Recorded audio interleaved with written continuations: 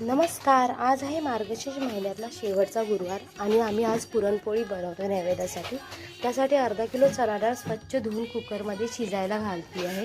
त्यामध्ये 1 चमचा तेलसुद्धा ॲड केलं होतं. नंतर डाळ अशी छान शिजल्यानंतर ती छान अशी गाळून घेतली आहे व आता आपल्याला पुरणाला चटका द्यायचा आहे. तर त्यामध्ये डाळीमध्ये गूळ ॲड केला, हळद, सुंठ आणि मीठ ॲड करून छान असे सतत आपल्याला ढवळत राहायचं आहे जेणेकरून पुरण खाली लागू नये. नंतर अशा पुरणाच्या चाळणीमध्ये असा छान असा पुरण तयार करून घेतला आहे. तुम्ही बघू शकता. तुम्ही मिक्सरमध्ये सुद्धा करू शकता.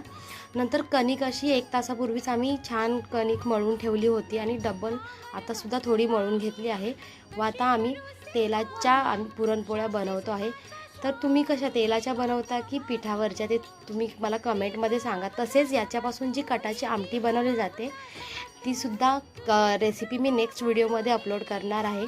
त्या कटाच्या आमटीला आमच्याकडे पुरणाची या पोळीची शेकसुद्धा बोललं जातं व येळवणीसुद्धा बोलतात.